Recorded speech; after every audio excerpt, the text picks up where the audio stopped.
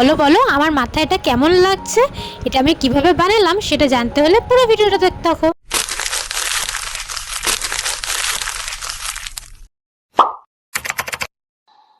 তো কি বন্ধুরা, কেমন আছো? আজকে আমি চলে এসেছি কিভাবে সুন্দর হেয়ার ক্লিপ বানানো যায়, তাও বো স্টাইলে, সেটাই তোমাদের দেখাবো বলে।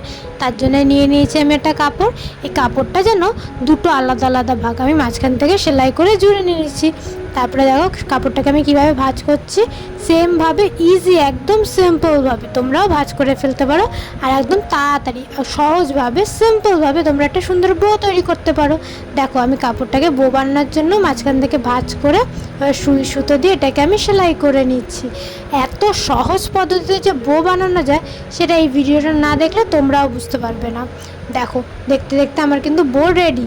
তোমাদের যদি ভিডিওটা ভালো লেগে থাকে তাহলে অবশ্যই লাইক, শেয়ার, কমেন্ট করে দিও। আর চ্যানেলে যদি নতুন হয়ে থাকো তাহলে নিচে সাবস্ক্রাইব লেখা বাটনটা প্রেস করে পাশে থাকা বেল আইকনটা অবশ্যই ক্লিক করে নিও, যাতে সব ভিডিও নোটিফিকেশান তোমাদের কাছে আগে পৌঁছে যায়।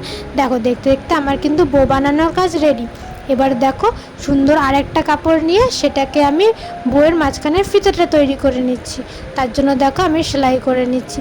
এই সেলাইটা কিন্তু সোজাসুজি করব না, দেখো একটু কোনাভাবে আমি সেলাইটা করছি। বা কোনাভাবে সেলাইটা হয়ে গেলে তারপর আমি সোজাভাবে একটা লম্বা সেলাই দিয়ে নেবো। আমাদের এই ভিডিওটা কেমন লাগলো সেটা পুরো ভিডিওটা দেখার পর অবশ্যই কমেন্ট করে বলো। কিন্তু কী বানানো ভিডিও দেখতে চাও সেটা আমার কমেন্টে কমেন্ট করে বলো, আমি নিশ্চয়ই করে দেখানোর চেষ্টা করব। সেটা যে কোনো কিছু হোক, স্কুলের হাতের কাজ হোক বা তোমাদের বাড়ির কোনো সাজানোর জিনিস হোক, সব কিছু আমি সবই করে দেখানোর চেষ্টা করব। দেখো দেখতে দেখতে আমি কিন্তু যে কাপড়টাকে উল্টো করে সেলাই করছিলাম সেই কাপড়টা সেলাই করা কিন্তু প্রায় হয়েই এসছে। আর একটুখানি বাকি, মাথার দিকটা একটুখানি সেলাই করে নিলে ব্যাস হয়ে যাবে। কথা বলতে বলতে যে এত তাড়াতাড়ি কাজ হয়ে যাবে সেটা বুঝতেই পারিনি। দেখো দেখো দেখাছো, এক পাশটা কিন্তু সেলাই করা হয়ে গেছে।